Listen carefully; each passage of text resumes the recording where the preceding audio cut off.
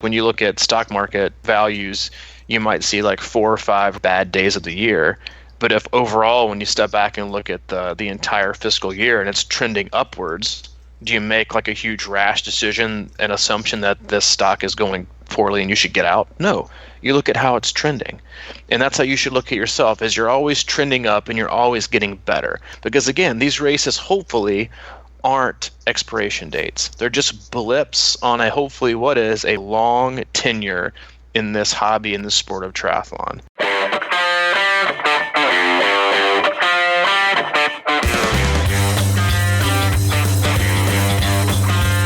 hello, Coach. Happy Thursday, buddy. Happy Thursday and Merry Christmas. I'm going to say that for the next week because we know most of you don't listen to this podcast the day it comes out. So Merry Christmas if it happens to be in or around the Christmas holiday or New Year's. We hope you're having a great end of the year and excited about a brand new 2020. I'd also like to say welcome. If it's your first time listening, we appreciate you giving us your time, for tuning in and for being open to exploring a new podcast. We do talk triathlon. We also talk about all things life, how they intersect, how they complement each other, and sometimes take away from each other. And we do this in a open conversation style between Mike and I. As both coaches and athletes, we discuss our what we're going through personally, both as athletes and sharing our athletes' stories that we work with as coaches, and do the best to convey that in a message that is hopefully easy to digest, but many times broad enough to where you can take from it what you need to get from it, come to your own conclusions, start your own path. It's not a podcast where we shove specific products down your throat or sponsor this and tell you to do that. We want to hopefully just get you to start a conversation with yourself and figure things out on your own. And hopefully if we can be, nudging you in the right direction, holding your hand to get you to a certain way, or helping lead you in that way by walking ahead of you. And that's what our goal is. And so again, we cover all things. Be patient with us because it takes us a couple minutes to dive in. But once we get there, we do our best to negative split the podcast. So thanks for joining us. This is podcast 331. It is. It is. I was going to go off the rails again and be like, yeah, this is podcast 547 because I had a memory lapse, I think, earlier this week. Just shows my age. But, yeah, welcome aboard. And got some exciting things to cover today as well that are not, well, I guess they are podcast related, but a couple of things that you and I have both been working on feverishly for the past few months. We'll get that. Should we dive into that early, or should we make that the hard close? No, I think we got to go into it early. Yeah, because let's be honest, most people are going to lose their attention span with a podcast in about. If you haven't left us already, stick around. Hang on, just give us like 5 minutes, and then you can delete this podcast, move on, and give us a poor review for not getting into the topic quick enough. Yeah. We don't have ads, so we might as well throw out something for ourselves once in a while. I want to say one thing before we get started. Okay.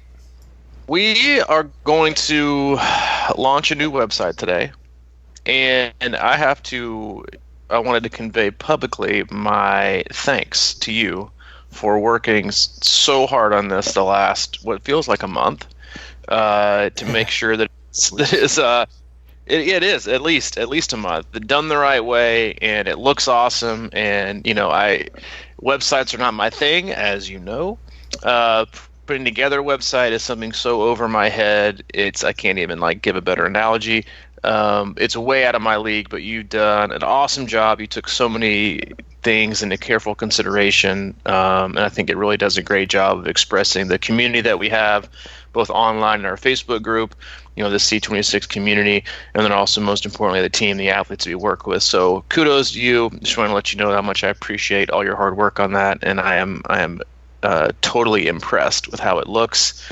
And yeah, you did a great job. Hey man, I really appreciate that. I mean, we got together quite a bit on this and talked about it a lot, and building a website is something that's not necessarily in my ballpark either, but I talk about it all the time, how there's different sorts of things that we can do in this world now with instructional videos and all kinds of stuff like that. And I guess that it's one of those things where I did dive in the beginning and then had to keep diving, and it's like I feel pretty good about it now. There was just so many, probably, going out of the way, long way home kind of,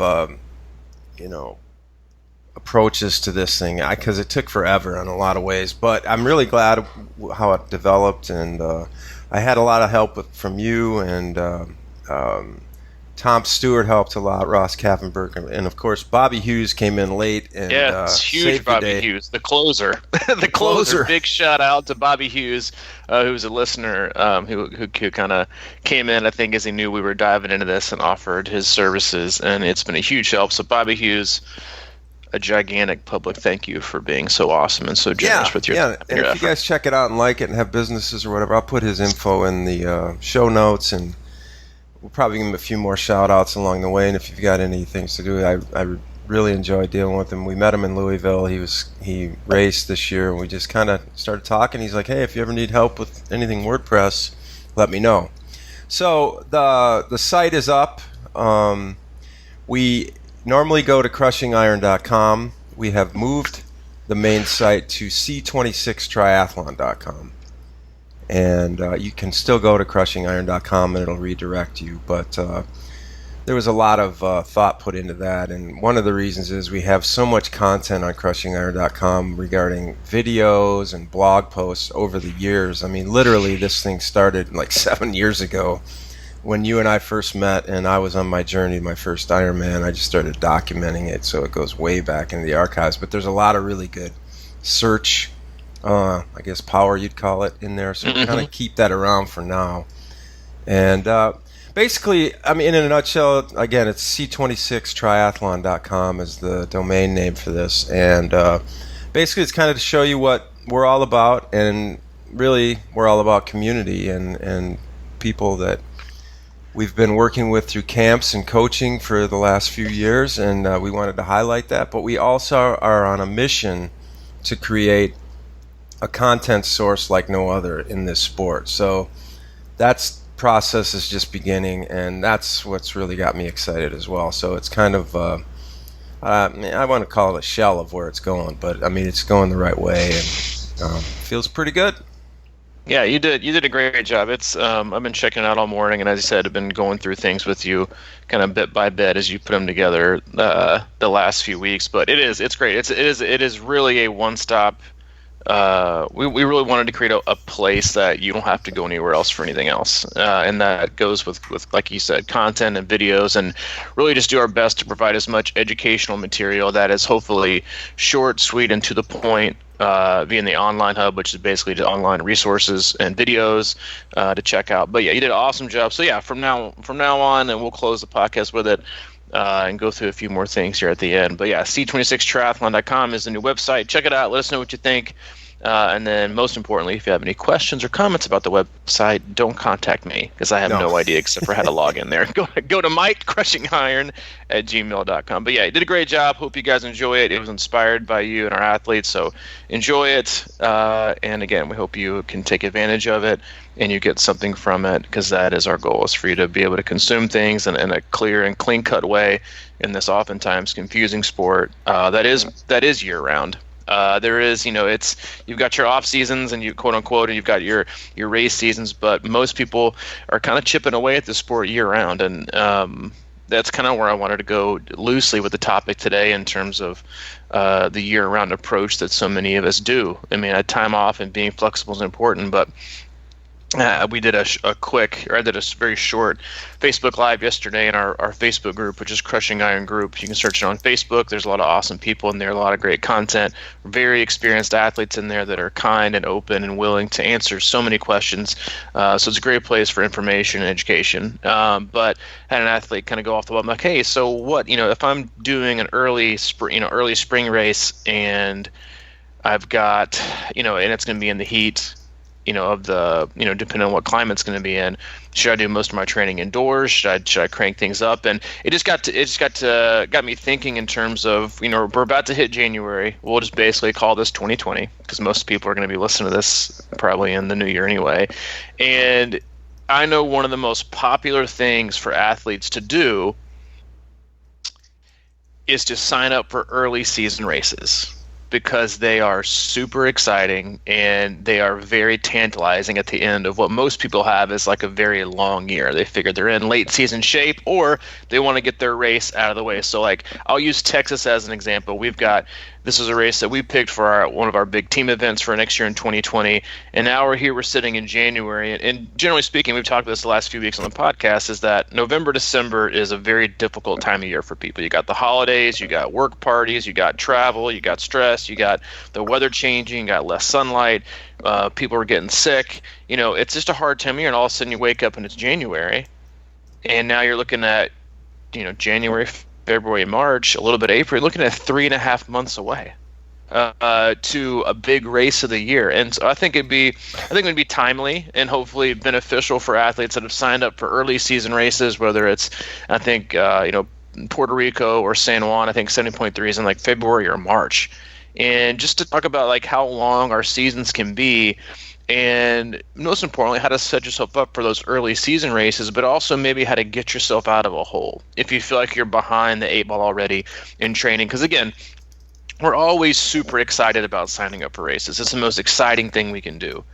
And then the reality hits that we have to train for them. It's like, I think most registration links when they get like, active, like kicks back to your email address should say like sponsored by FOMO.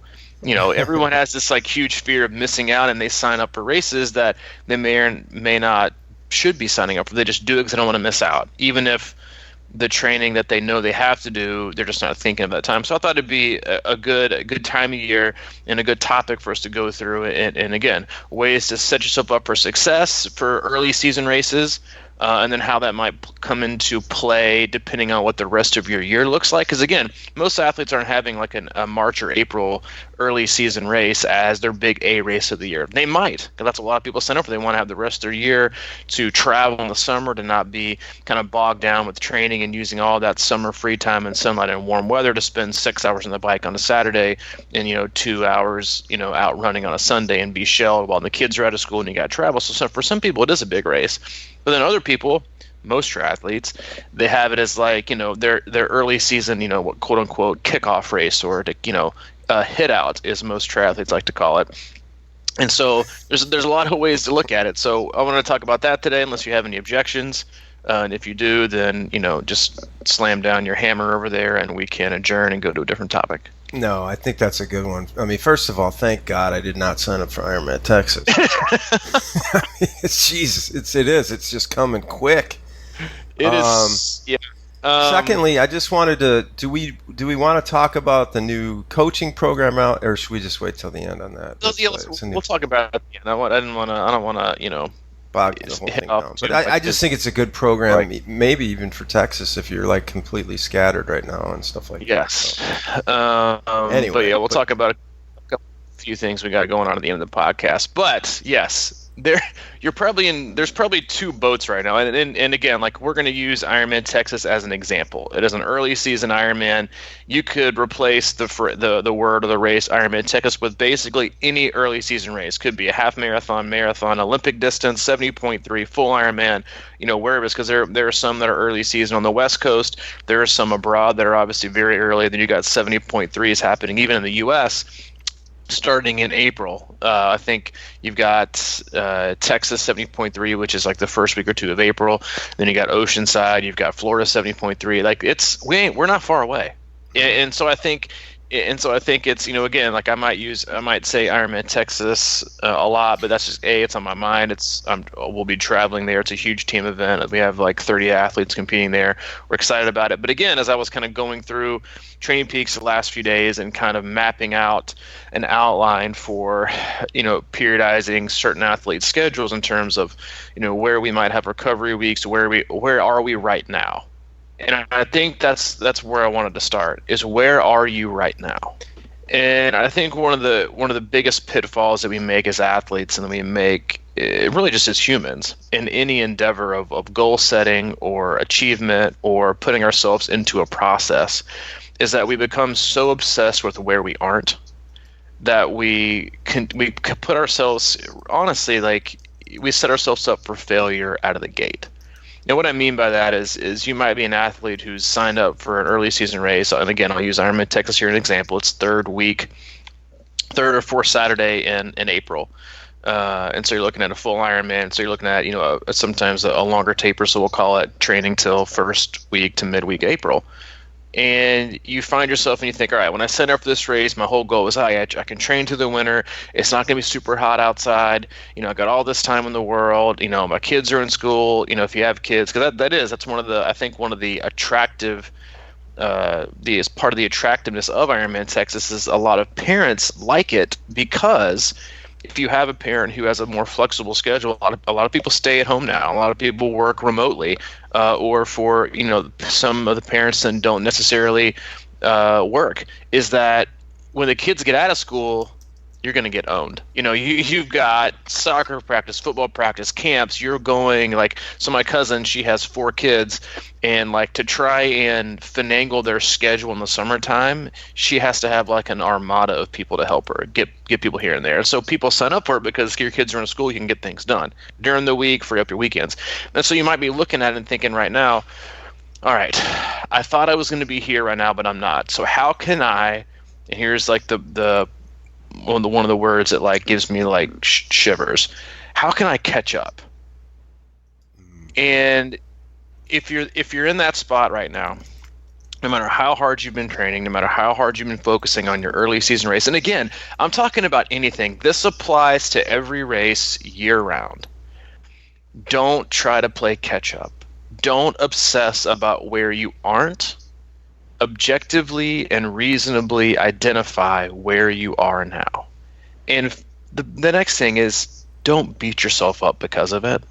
We've gotten into a point in this society where we, instead of being our own biggest supporter, we become our own worst critic. And there are way too many critics out there already that are happy to tell you all the things you're not doing right, that you should be doing better, that if you don't have a ton of friends around you to support you, you should be your biggest fan. And so don't obsess about the things that you haven't done. Assess where you are and what you can do, whether it's coming out of sickness, whether it's coming off of injury.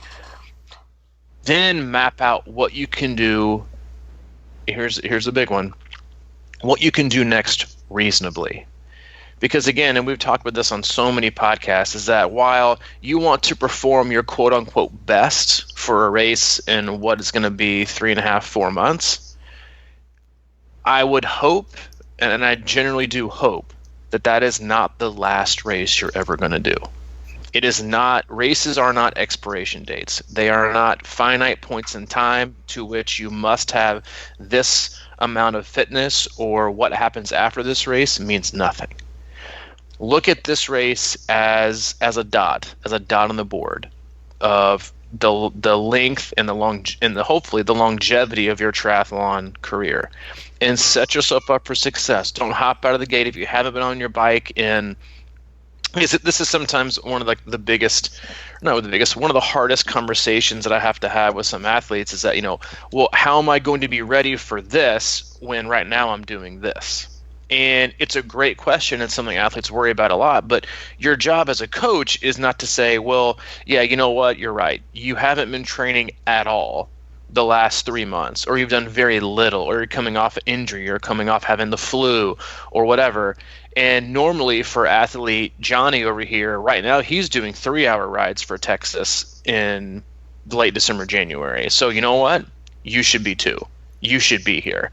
That is the opposite of how you should think. You should just come to terms with where you are, begin to plan your success forward, but the biggest thing is don't plan too far. If you don't have to, plan a week or two, because it's like for many of us, training is a lot like riding a bike. You pick things up so much quicker than you anticipate. Yes, you might lose some by having taken some time off, but you can pick it up. Especially if you hop back in and you start being very, very consistent. You'll start to see your pace drop, your power go up, your swim times drop. You can see all these positive changes in a fairly quick time. So again, don't map it out 16 weeks and marry to it. Just be objective, set yourself up for success, and realize that all is not lost. You are where you are for a reason, and that's okay. Let's make a plan. Let's move forward, and let's do it as best we can to set ourselves up for success, our personal success, the success we are given, the success we're meant to have in this season of life, and where that's going to lead us come April. That's really great. Training is like riding a bike. I think you talk about that all the time. Like if you miss a week during the year or whatever, you feel like you're losing all your fitness, and that just doesn't really happen, man. I mean, like I'm a perfect example actually of somebody who hasn't been on their bike in a while, and over the last couple of weeks, I've jumped on just to kind of get my timing back and just to feel how it feels again, and just put out like an hour. I wouldn't say it's like overly hard, but it's like, well, you know what, this isn't that far off. And like I just wanted to throw this out there because of what you're talking about. But like if you are like feeling like you're behind the eight ball for Texas or an early season race or whatever like that, I mean, do you have to pick your battles sometimes? Are you going to get into that? Maybe I'm jumping the gun a little bit because you pick your battles in terms of training or. Like in terms of training, like I feel like I've been a fairly sort of consistent runner or whatever, but then it's like, oh, how am I going to run that marathon? Well, maybe it's time just to put like the last. Maybe we're getting too close. I mean, we're not as close as a couple months, but like what I would think is like if I was way behind, I'd start thinking about my bike in a big way, because you can't get to the run if you can't get off the bike. No, it's a great thing to address, and again, I think that's when athletes need to really take when you take an objective look in the mirror where you are now with your fitness, and you're looking at what you've done recently or what you haven't done recently, and you're planning on where you are, and you're analyzing where you are now or where you want to go forward. Again, while Texas might not be your quote unquote a race of the year, it might be a just a kind of your first race this season. You have other ones afterwards. So I think one of the biggest things is to understand, and you just kind of brought a point, like, yeah, if this is your only race of the year, then getting on, and again, this is how training is different for everyone, is if it is your only race of the year and you're struggling really, really hard, like this time of year, for a lot of athletes, I have them working and running a lot. Because I know that they're in a good spot to where, we can dial it down to the bike and then now we're going to ramp it back up. But I know we have the run base to do things really, really, really well. But the thing is that if it's your only race or it's you're even your first one, then as you said, you must get off the bike. You must survive and hopefully do well in the swim, but you must get off the bike in enough time to figure it out for 26.2. Now, obviously, is that the ideal scenario? No, it's not. It is definitely not the ideal scenario. But your run fitness is going to mean zero if you can't get off the bike or you don't make the cutoff, or you're going to get off the bike so tired that all the running you've been focusing on is going to mean zero. And so you kind of have to, and again, like this, these are tough questions you have to ask yourself, but it's also one of those things where if you are racing afterwards, you need to ask yourself, all right, what is my weakness and what is my ultimate goal for the year? And where does Texas fit in with that goal? Is it the first of 3 races that are big? Is it the first of 4? Is it, one of 2? And is it an early season and a late season? Is this race for me to figure out things so that I can take this training and take this experience and apply it going forward? There's so many questions to ask, and while there are so many drawbacks, in my opinion, to signing up for early season races, there's so many huge positives, because you get to the fitness that you're going to gain, even if it's not the fitness you wanted, is more than likely going to be more than what you would have had you not done this race. But the other thing you can take from it is, what am I going to learn from this experience, this race? What am I also going to be able to take from the race itself? How is my nutrition? How is my execution? And again, that is when you have to have this conversation with yourself, or your coach has a conversation with you, and they say, all right, what are our goals to execute for this race, if there are other ones? And maybe it's to swim well, maybe it's to bike really, really conservative, and then see how hard we can run, right? Or is it to swim controlled, bike a little bit harder than we're used to, and then see what kind of run we can put down off that higher intensity? Like, these are all great learning experiences, and I think that's one of the things that you can also look to as an athlete who may find themselves in a place that, I don't want to continue to say you're behind the 8 ball, but let's say you're in a place that you didn't anticipate being. And this is how you should look at every race. And I think if you look at races like this in general, the amount of pressure that you'll have that's alleviated from you will be great. Because every time we look at a race, we attach an expectation or a time to it. And then we kind of tense up with the thought of what happens if we don't, or what decisions do we have to make so we don't mess it up. And again, like that's why I always love for athletes to race blind in running races that are really short, or even sometimes in longer distance races, because it allows you to just kind of think and navigate your own way instead of having your judgment sometimes polluted by what your watch says or what your expectations have.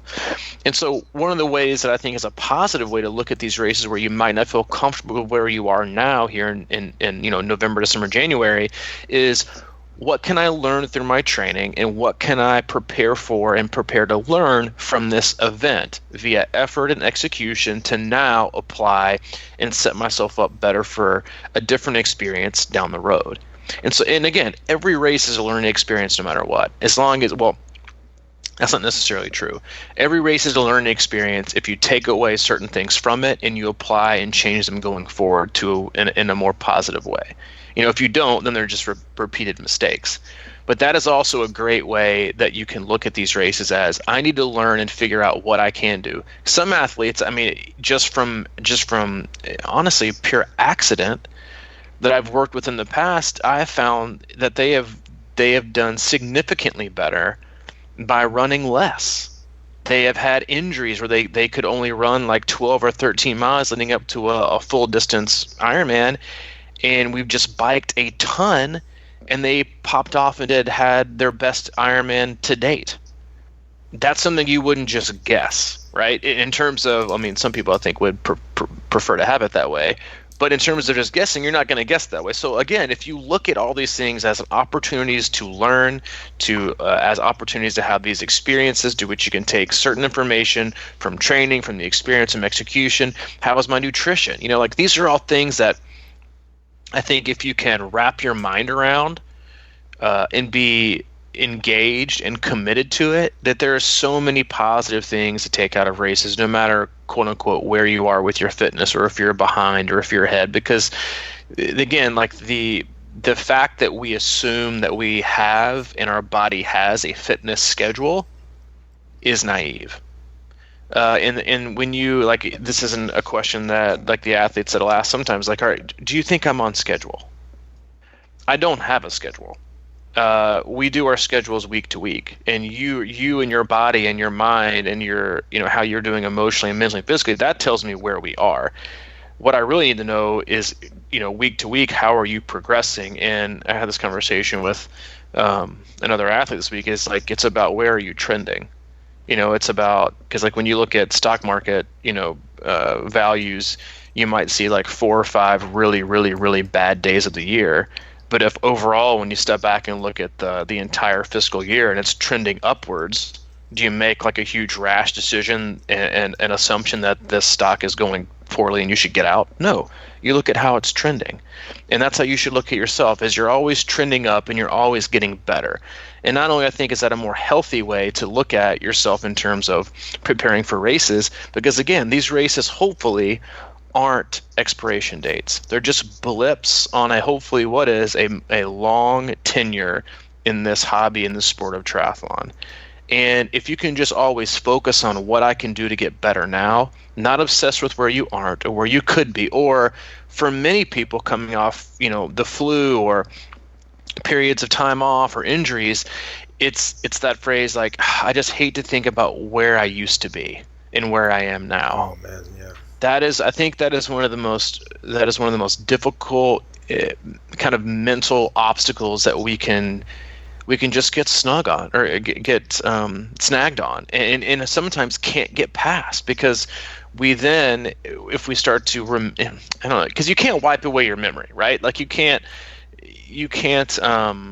just pretend like you were never there. Like if you're an athlete who's coming off an injury or some time off, or for a lot of mothers, like, coming off having a child and getting back into things, like you can't continue to judge your post self or your pre-self, who you used to be, what you used to do, what were your times, because now no matter what you do, no matter how much better you were getting, no matter how much fitter you were getting, you're going to discount that process and that improvement, because it's still not, quote unquote, where you used to be.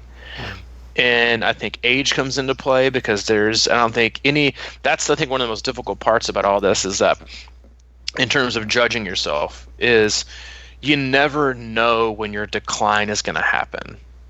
And when I mean decline, I mean like, age or life, or like you can't predict it. Like you yourself, like, as you're getting older, you have no idea really when that date on the calendar is going to be. It's like some people say, "Oh, are you on schedule?" You're like, "Look, I don't know. Are you on schedule to decline September 26th of 2024?" You just don't. You have no idea when that last day of, now it's not about necessarily getting faster. Now it's about slowing down, getting slower. And so I think if you generally look at your training and accept where you are, again, like in this time of year where people are going to be putting out New Year's resolutions and judging where they are now, and then they should be ahead of time, or they want to have lost 4 pounds by, February, 12th. Like, putting those deadlines on yourself is a lot of times unfair. And so, accept where you are, be okay with where you are, and then learn about, and most importantly, learn about how you got there. So if you're a person who's been inconsistent or gotten sick or been overtrained or been hurt, don't judge yourself and discount your present state and where you're going to go.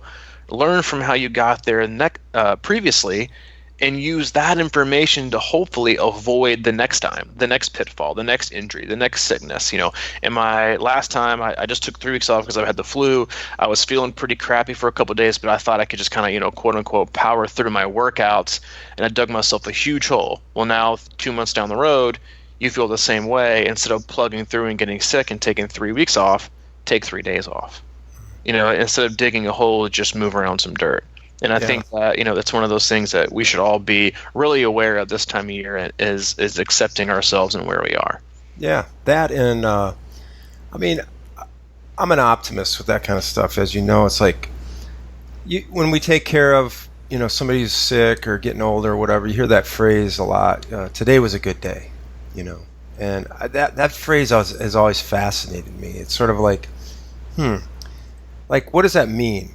If you're in training or whatever, and like now, and say you're not feeling like great about where you're at or whatever, but next week you go out and you have a really good run, like a run that is on par with something that you do remember as being good runner, right? Mm-hmm. From back in the day. So when that happens to me, I'm just like, okay, well, for some reason, I believe that I'm not fading. Like, if you can do it, why can't you do it more, like often? Mm-hmm. So that's the puzzle that I always try to figure out. And it's sort of like, some days I feel like honestly, the one thing I have been doing, as you know, is I've been running, and I do have days like that where I'm like, I haven't been really cycling or swimming a whole lot, but I'm getting older. I've been in this sport for 7 or 8 years now, and in my mid-50s, and I feel like some days I'm just as fast, if not faster. And I don't know what I'm trying to say or what that even means exactly. It's just that there's something going on, that your body is super resilient, and I like to latch onto those moments in just a mental frame of mind, because they mean so much to me. It's like, wow, I still have this in me if I can just. But I guess the crux of it is just solidifying everything that's going on around or before that day, Or it's just like, how do you get that consistent? And I love a lot about what you're saying is they're not expiration dates, these races, right? And they're not. It's just like, and today isn't an expiration date either, or tomorrow, hopefully, and it's just like, keep moving in this consistent way, and staying within yourself is a big part of what I look at too. So it's like, you can't, I was listening to this interview the other day with this Russian strongman trainer guy. Oh my God. See, this is where I go. Oh my gosh. Yeah, and they're just talking about like how some of the the world records for heaviest weights lifted. If they hadn't have rearranged the weight classes, that some of these like 80s records would still be standing. And he was talking about like the methodology used, and one of them was mastering something you can master before you move up. So like in weightlifting, a lot of people think like, okay, the best way to get strong is to, and they use this analogy of this like a fable or something of the guy carrying a baby goat every day. So he would walk around and pick the goat up and walk around, and as the goat got older, it got heavier, and he just kept building and building and building. But like his point was, at some point you just can't carry it anymore, and it gets too big. So like his point was that you do what you can handle. Like whether I'm just going to throw it out there. Like for example, like an hour run, for example. And I know I'm kind of going off the rails here, but whatever. That's all right, man.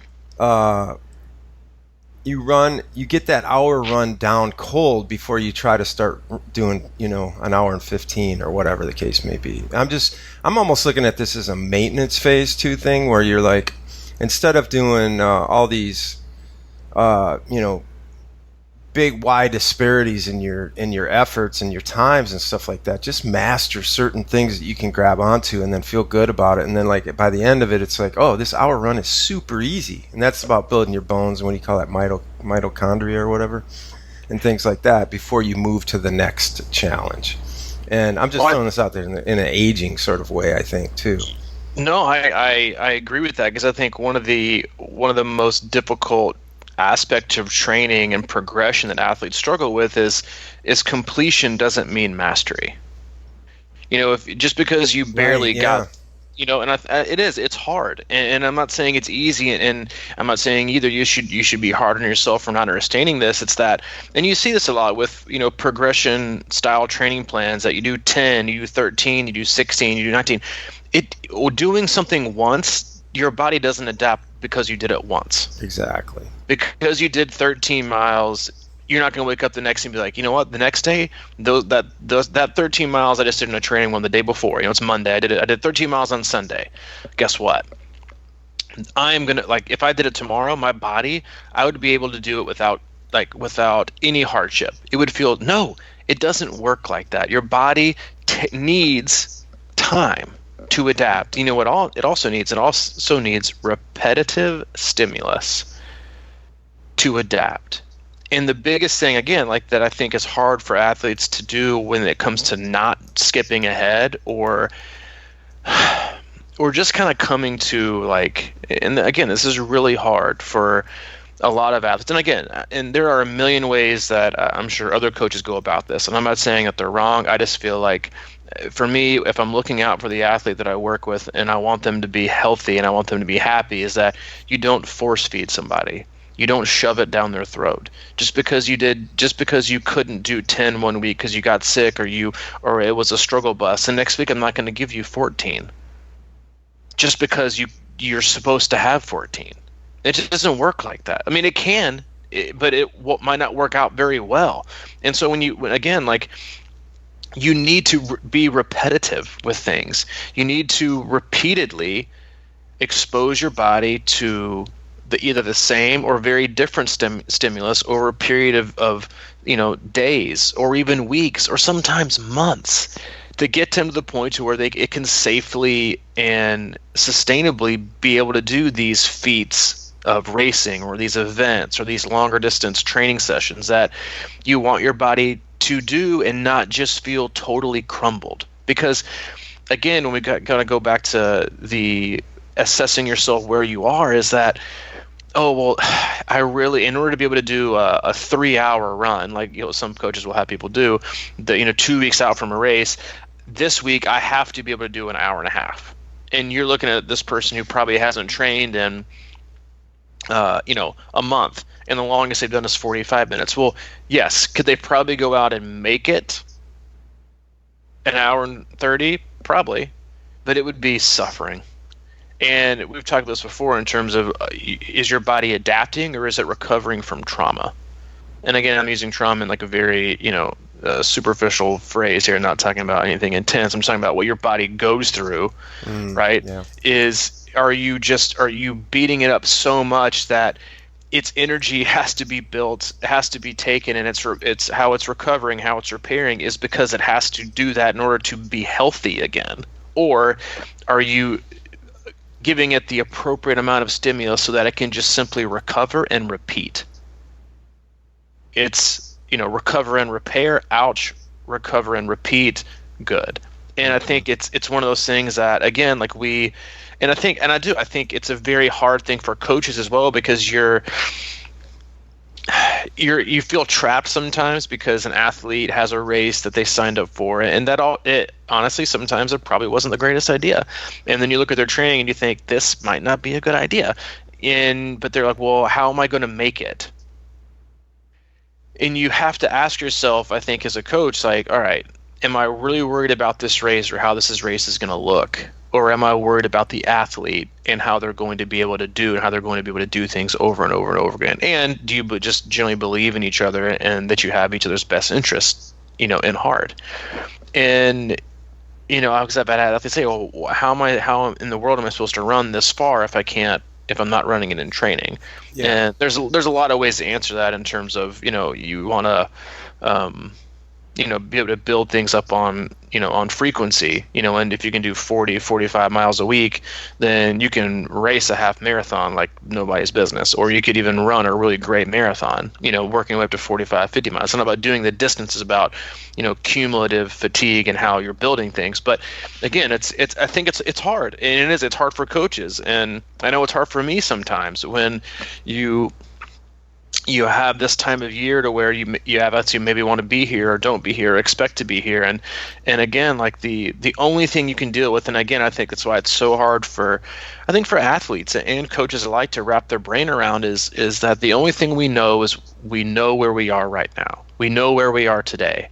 And while you can anticipate the next few days about where I think you're going to be able to go and what I think you can do, if you truly think this, then you're not going to put the athlete in risk of overreaching just for the sake of being quote unquote ready.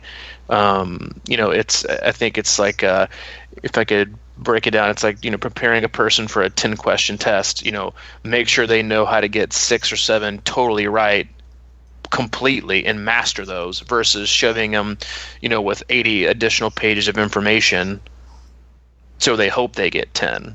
You just have to do the best you can. And I think, again, like this time of year, when you look at yourself objectively, when you assess where you are physically and where you think you can go and where your ability lies to continue this or be committed or be consistent, then first off, just be happy with that. Be happy with turning it around. Be happy with getting consistent. Be happy with being healthy. Be happy with being in a good place in training and loving what you're doing. And instead of looking back where you were before you went through this tough time, again, whether it was sickness, injury, inconsistency, lack of motivation, season of life, whatever, just be happy you're back. I hate seeing athletes that are so hard on themselves. And again, a lot of triathletes are super hard on themselves. They're type A, they're perfection driven, they're performance, oriented. Like everything has to be perfect, and they always want it better.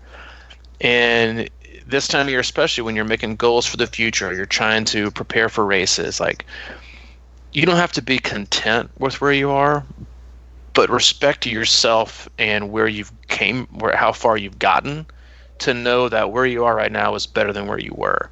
And that's all that should matter, is that you're better off today if you got out and you did something and you made one step.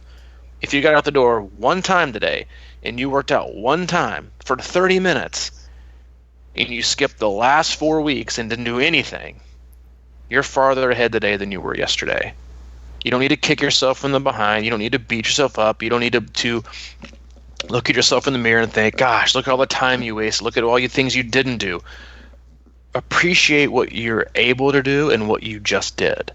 And don't beat yourself up continuously about where you quote unquote could have been. Because that's just a fast-tracked way of underappreciating where you are and where you can be, but I think also underestimating the impact of life.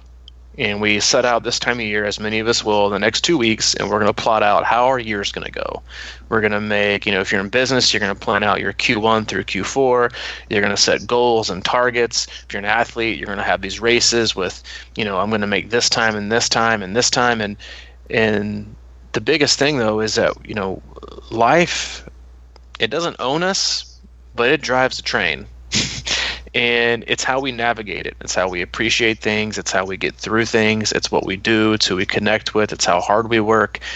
Those are the things that you can take home and lie your head down at night and sleep well with, is the effort, the execution, the mindset, the willingness to do the things that you maybe didn't do.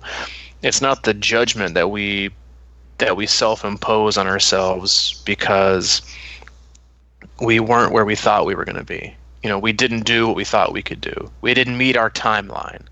And we just drop pick a May 1st date just because that sounds right. I should be there by May 1st. It's like, it's appreciate yourself. Yeah, that's a mindset, man.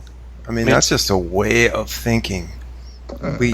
It's so easy for us to get caught up in what could be and whatever. And it's, we talk about being in the moment, but like thinking about just being happy with what happened today. Back to that Russian strongman guy. He'll like this. He was like, how often we max out in our lifting? Never. He said twice a year at competitions. Yeah. At competitions, that's right. And I thought of you immediately because you always talk about you got like 2 matches a year to burn. And when you can, there's something unbelievably rewarding to me when I can go out for a ride or a run and get done and be like, wow, I feel really good. I feel like that didn't like just shell me. And what is wrong with that feeling? It's like, where did that feeling go? Remember when you were working out back in the day and you're like, man, I just feel great leaving the gym or whatever. We don't have to like shell ourselves with these training sessions. We don't have to. We do that, like you said, or he said too, in the races. I mean, that's kind of what it comes down to, and you can do that.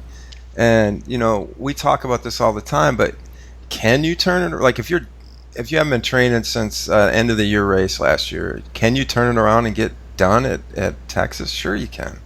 But ideally, that's like one of those things where. Back to that point about like, let's think about it in terms of like, okay, let's get our swim solid as possible and our bike solid. And then, the odds are if you haven't been running, you're not up to speed in your run, you might want to strategize on like some kind of walk run strategy out of the gate because you're going to be walking a lot anyway and you're going to probably be hurt. It's just going to be miserable in a lot of ways. So I just think that we have to control what we can control. And I don't think about that a lot either. I was actually, I was building this website, I was looking back for through the old blog and stuff like that, and I came across an article I wrote about when I started running and how, and it's exactly what you're saying too. I felt like I was way behind the 8 ball. I had to get going. Life is leaving me kind of thing. So I did not spare any days, and I went way too fast. I went typical 5K, 5 mile, 10K. And then I did a 10K, my first 10K ever. And then I signed up for a half marathon in 2 weeks after that. And let me tell you, man, to say I was sore after that is the biggest understatement ever. But it was like 2 weeks of almost broken leg sore for me. I mean, that's how fast I tried to go. And I did it. But honest to God, I thought about this yesterday. That push and that obsession with not stopping and going forward all the time, I think affects me till today on some level. I know that's a big reach, but like I pushed things a little too fast in the beginning, and I think that I either set that mentality for myself or something, but it was sort of like, okay, half Ironman, okay, let's do an Olympic, oh, half, like full. I was just like within a, I don't know, 15-month span or something like that, I was doing a full Ironman. And I did it, but I feel like I've been playing a little bit of catch-up ever since. So I really have to step back and think about that in the smallest sense, like daily now. Because I haven't signed up for any races next year, and I'm still kind of not sure if I want to or what's going on, but I definitely know that pacing is of the utmost importance with my training. I 100% agree with that. And I think, again, like that, where what you just referenced is, I think, a great point for many athletes to consider in terms of jumping up and jumping in and, and doing the cannonball in the pool versus the wading in the water, is, it all comes back around, and I think ultimately the point I want to get across is that expectations out the window. Just do the best you can. And I think letting go of these expectations that for some reason we feel should be like chained to us and billboarded on our forehead is like this, like a scarlet letter, is something that like athletes just love to do to themselves. And the fact is that like, and this goes with everything in life. And I think oftentimes we as people and humans would be so much better served at serving others if we would just understand and realize that most everybody we probably know is just doing the best they can on any given day. And to criticize and to rip into people and to complain about so-and-so and so-and-so, like most of us, we're just doing the best we can. And while you can have these expectations for races or race schedules and signing up, like that doesn't put it in stone and the universe doesn't automatically align. And I'm not telling you that to be Debbie Downer. I'm telling you that because racing in life is hard. Triathlon is hard. Training is hard. Getting it all to fit in is hard. And doing the best you can is one of the very, very, very few things you can control in life, is your effort. And so being satisfied with doing and knowing that you're doing truly the best you can, regardless of what it looks like, regardless of what your friends think, regardless of what your expectations that you made in the future might, reflect when that time comes. If you're just doing your best, then that truly is all that matters. And if you can have that focus and put everything else out the window and know that today I gave my best, even though it didn't look, quote unquote, like what I thought it would look like, I did my best. And to be honest, that's really all I care about. And I think the fulfillment you will get from that and that will allow you to have hopefully a longer, happier, healthier, more sustainable journey in the sport is to make it an endeavor and a journey and a process of appreciating yourself. I mean, what it takes to get better and what it takes to be consistent in trying to get better and not trying to get there overnight, because the success and the fulfillment and the happiness comes in the journey. It doesn't even come at the end. It comes in the journey. And that's why people, I think, get so addicted to the sport. It's not so much the finisher medals and the t-shirt and the swag and the the finish lines. It's what you can learn along the way. But those journeys only become so wonderful and so happy and so sustainable and so beneficial to you as a person, mentally, emotionally, and physically, if you can understand that the journey is to just get better, to be happy, to become healthier. And within that, if you continuously beat yourself up negatively on the things you can't do or that you won't do or that you're not good enough, then instead of blazing a path forward to seeing yourself in a different light, you're going to be backpedaling back into the same darkness that probably brought you to this sport in the first place. And that is no way to go about things. So if there's anything that you take from this podcast, please take that from it. And this time of year, as you make a list of all the things that you want to be better about yourself, before you make all those lists of changes you want to make, list out the 5 things that you appreciate that you did, that you are happy you accomplished this last year. Because within those accomplishments, within those things that you did well, within those obstacles you overcome, are lessons on what you should or maybe what you shouldn't apply to these next endeavors you want to go through. So pick the positive, apply it to the future, enjoy the things that are, hopefully and probably going to come this year, and just accept that getting better and focusing on just getting better and doing your best is the best. Well said, man. Thanks. Yeah, man. I had 2 cups of coffee. 2? I do have to say, to lighten things up a little bit, is I just want to say this, and if you know me well and you're an athlete that I work with, and I'm sure you'll take great joy out of this and shock, is that in the last 5 days, 6 days, one of those days, I voluntarily went out and bought a new pair of pants. 2 pair of pants, actually, which is something I haven't done in like years. Allie just like comes home with some new pants. She's like, "Baby, it's time. you need new pants." And then on Monday, I had 1 cup of coffee, and that was it. Two things that rarely ever happen, but I'm happy anyway. Just a short little infomercial on the boringness of my life and what I see as exciting. Now, is that cup of coffee traditional cup, has an 8 ounces? Listen, let's not start splitting hairs. No, honestly, it actually was I wouldn't call it because who even knows what a cup of coffee is? It is let me tell you this. It's not as big as what we drink. Well, listen, I'll tell you this. I remember the old days.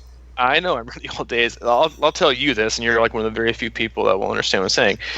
It was not a cup the size of the mugs I used to bring to open water swims back. Like, it was not that size. It was actually a reasonable size cup, like, a cup you'd get out. It wasn't even a portable one. It was a mug, and it was I would say a medium sized mug. Okay. So we'll call it a cup and a half. A cup of my coffee. That's all you need to know. Stop staring on my parade, dude. I'm just doing my best over here.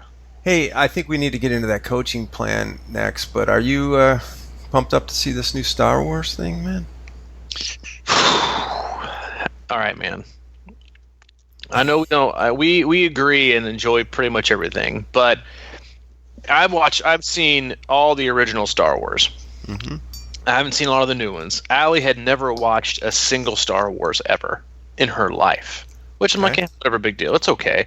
And then we started watching The Mandalorian on Disney Plus. So we had Hayden, he's 3.5. Disney Plus is a winner. We started watching Mandalorian, and she got all in. I think she's all in because of Baby Yoda, but she's all in. And so we've been going back at night, and for the 30 or 45 minutes of TV time we take for ourselves before we pass out at 9 like old people, is we've been catching up on the old Star Wars. And so her goal for the next week. We just finished 2 nights ago. We just finished. I think it was The Empire Strikes Back. So we got one more to go, and then we'll get in the new ones. But it's to finish all the Star Wars so we can go see the new one in the theater. Wow. Yeah, I know. It's not your thing. Allie is no longer my ally. I was just about to say, you're losing people, man. You're losing it. No, I mean, it's not my favorite thing in the world, but I enjoy them, and I haven't enjoyed this. The Mandalorian.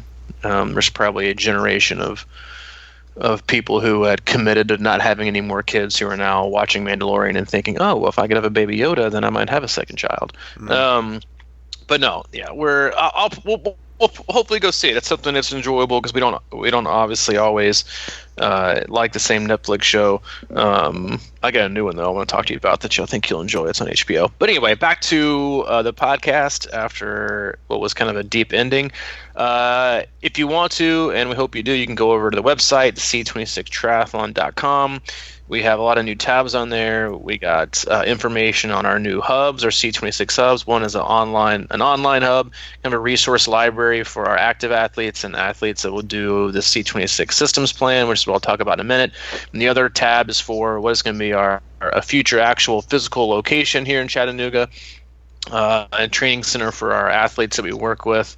And coaching wise, you will see info under coaching. You'll have meet the coaches for myself and Jessica Jacobs, custom coaching, which is what we provide pretty much 99% of the time. But in the last year or so, in order to kind of meet the fiscal and ranges of athletes that we have and be as understanding and as appeasing and as open as we can to athletes with all different budgets, I've always really tried hard to kind of honestly to establish like lower price point offerings of what I would consider weekly customized coaching. And what I think I did a good job, and while my heart was in the right place, I honestly feel like I got it wrong.